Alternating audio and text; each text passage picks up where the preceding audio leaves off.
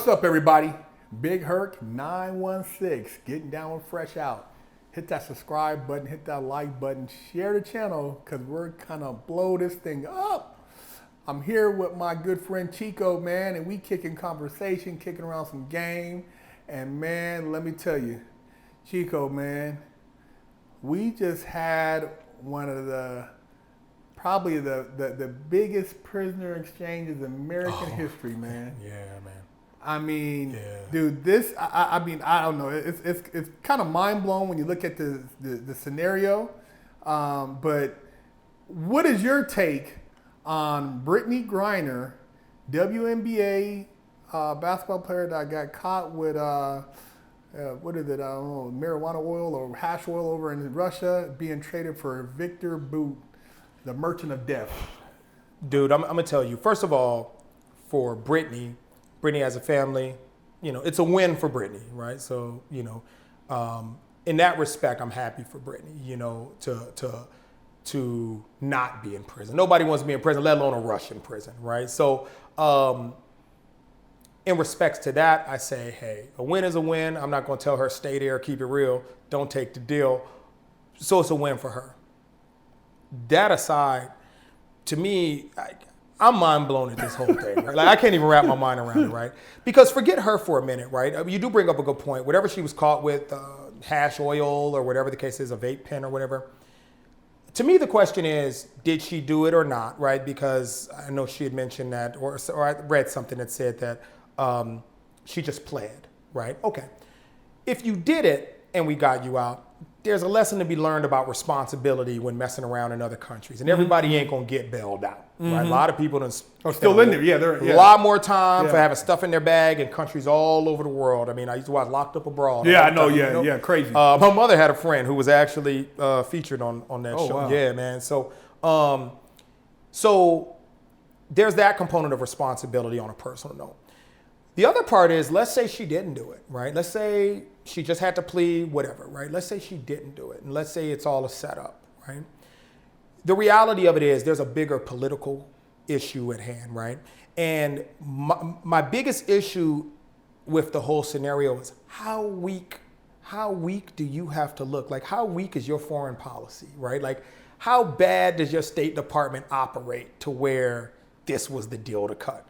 Because I look at it like an L, right? If you're gonna let this guy, I think years ago, a guy from the CIA was saying that, they single-handedly credit this guy, Viktor, with destabilizing multiple countries throughout Africa, right? Just on assembly line weapons efficiency, right?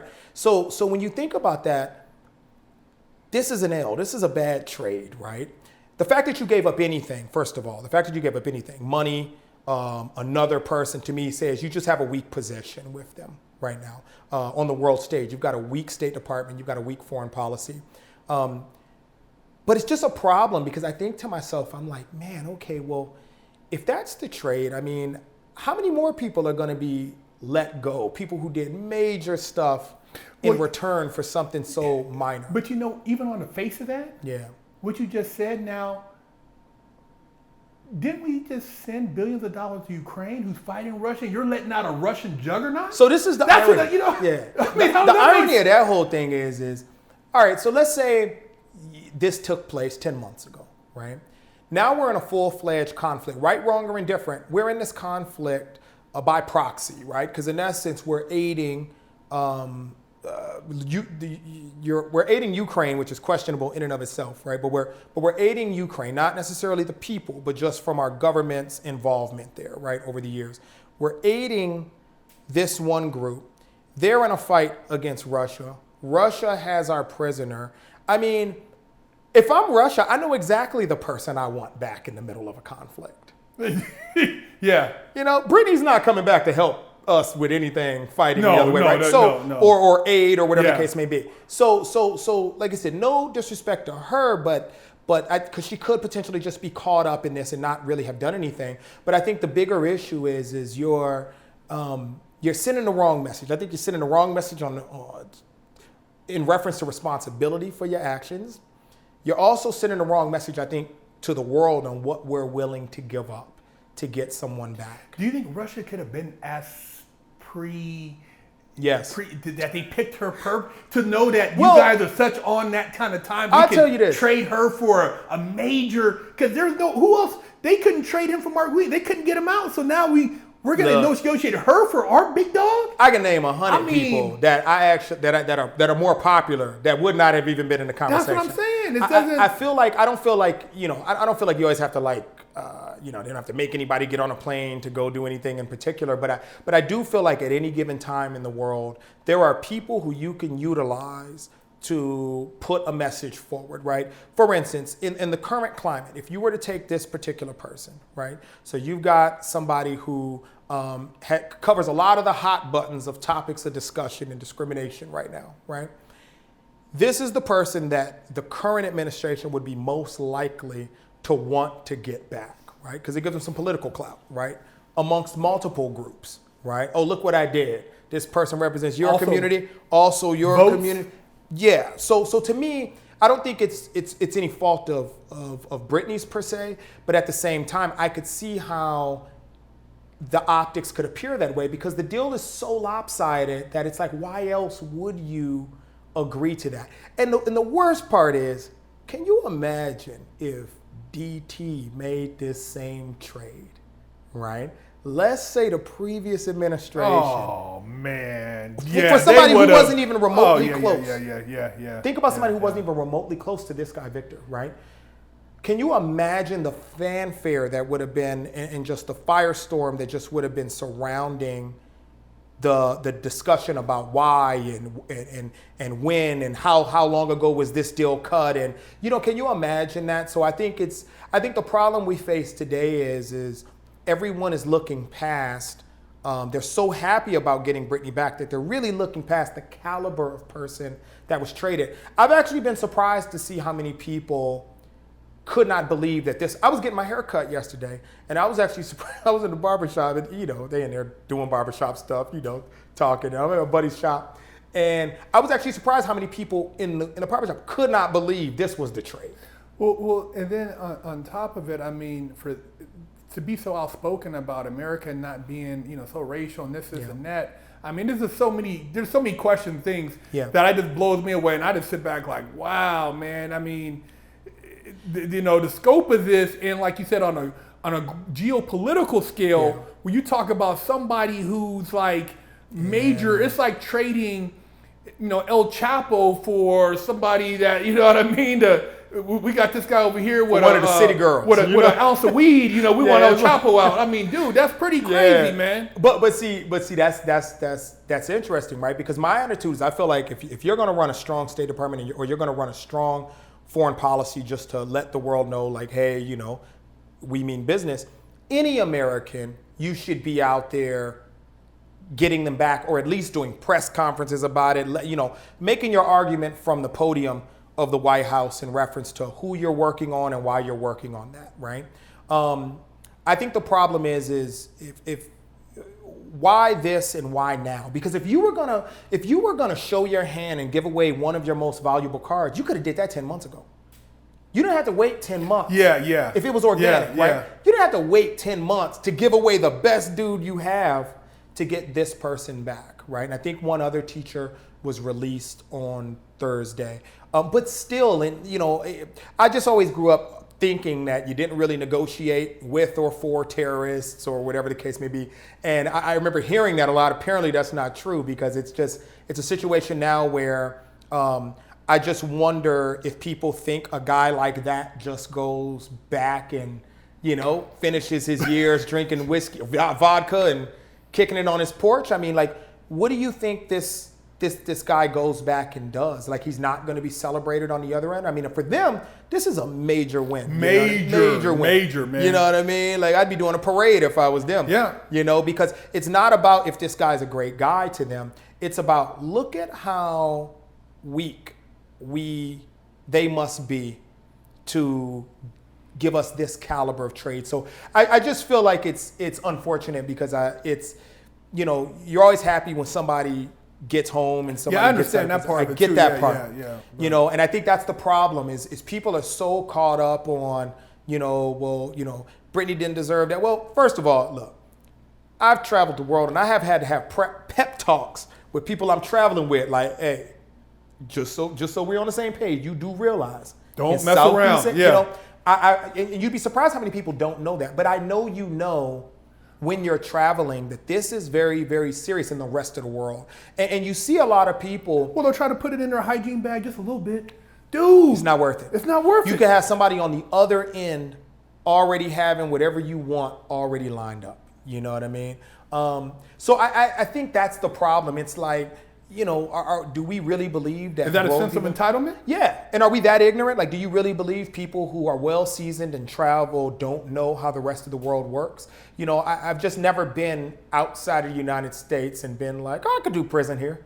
You know, I don't say that stateside. So I'm really not in Southeast Asia or in parts of Europe or Eastern Europe or anywhere saying, oh yeah, I don't mind. You know, like that's crazy. You know, so I feel like there's a couple of moving parts here, and I think once the dust settles, I just feel like we're in a world now where people get so caught up emotionally that everything's okay when they feel like it's okay. They're not weighing out. Yeah, and then as time goes by, then you really have to sit there and you have to say, man, was that really the best decision? You know what I mean? But the problem is people will never admit that, right? Like people advocate for all sorts of crazy stuff, and then it turns out to not necessarily be as true as they thought. But these aren't the same people that say, man, I was wrong, maybe we shouldn't have. It just moves on, gets swept under the rug, and we move on to the next thing. So like I said, I mean, from a foreign policy perspective, I'm like, man, I mean, if I was negotiating a deal with these bums, man, bro. You know, you can go, let me go for this guy now. You know what I mean? I have him against the mat. Man. I'd be looking for who else traveling around the world right now. So, you know, I mean, can you, and to think that, it's funny how people don't think it's that calculated. But it's if these are the same people you think did this mass bot attack on your election 5 years ago, 4 years ago, are you saying that they would not have just good old-fashioned political leverage in mind as well? And the old-fashioned stuff is scandals and arrests and prisoners of war and things like that. And she was a genuine prisoner, but once a war broke out, it's kind of like, okay, this is what we want. You're right, because the timing's impeccable. Very interesting. Very interesting. And I just couldn't imagine how you would think, because you couldn't come into a situation with fairly weak leadership and then think if I was somebody like Russia, while you're funding my enemy, I'm going to cut you some slack. Well, you've seen the pushing point was, whether like 2 weeks ago, she's going to a penal colony. Oh my God, penal. When they said penal colony, everybody like Siberia. And then they're like, dude, you got to get him out of there. It's rough. You know what I mean? That whole thing, look, we're going to go to Siberia. But see, I'm going to tell you the thing that bothers me in general is I just don't feel like, the current administration was very vocal about the matter. You know what I mean? Like, I don't feel like people were avidly out there. I know they might have been working behind the scenes, so they say, but I just don't feel like it was that, I don't want to say important. That's why it seems like, okay, if I have to do something last minute, I might as well just make it easy and go. Because I just feel like, for some reason, I knew where and why A$AP Rocky was locked up, and I just, remember when he was overseas? I just feel like I was more aware of what was going on in the State Department's position on that, right? Because I used to watch some of the State Department press. Well, it happened very fast, too. It wasn't like A$AP Rocky. Remember the kids from UCLA that got caught stealing in China? DT handled that real quick. Shit was... Before it escalated, it got handled real quick. This kind of lingered. It lingered. And I just look at it like from a position of strength, right? Like, I negotiate for a living. So when I think about any kind of deal, whether it's real estate or it could be, a recording deal, it could be publishing, whatever it is, you always operate from a position of leverage if you can, right? And negotiations are Templar. Time is always a variable in how much leverage you have at any given time. So it's kind of funny to me that if I'm in charge, I am tackling these things viciously just to create the image to the rest of the world. We take this serious. We're going to be hawkish about a U.S. citizen. They might do time, but they're going to do time stateside. They're not going to do time in your prison. But I would imagine that would be a little more aggressive. Now I know some things, take a little more finesse, but at the same time, this just seemed like a lazy deal. I feel like I'm trying to buy one of your cars, right? You got these nice muscle cars. I'm trying to buy one, and 10 months ago, I'm like, hey man, I kind of want to buy that car.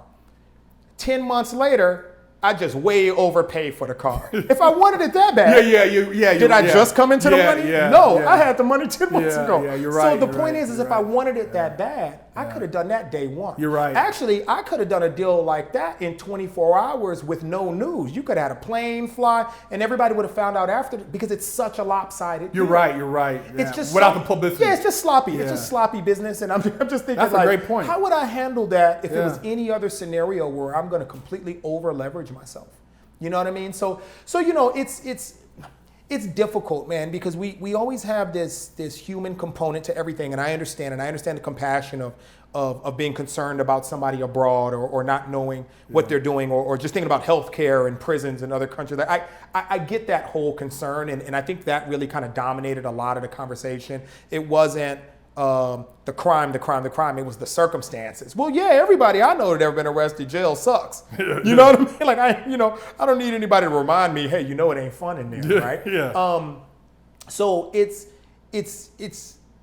was a teachable moment, not necessarily to use Britney as an example and leave her over there, but I think it was a teachable moment from a strength perspective with the State Department and the federal government to say, hey, look, we don't tolerate retention of our citizens. We'll take her back, but this is what we need to do. This is what we need in return. But I can't imagine giving that guy. I mean, it blew my mind. The amount of people that didn't put together two and two together until recently that this is the guy with the movie. Yeah, Lord of War. So it was funny because most people, I don't think they just got it. I'm in the barbershop and a couple of people are like, nah, who? And then they saw the cover of the film and then it put it into perspective. And they're like, that's the guy? So crazy, man. Hey, there you guys have it. Big Herc 916 and Chico getting down on Fresh Out. Stop walking around with a crusty butt, smelly ball sack, and a funky hoo-ha. Big Herc said, wash that ass. Pick you up a t-shirt at freshoutseries.com.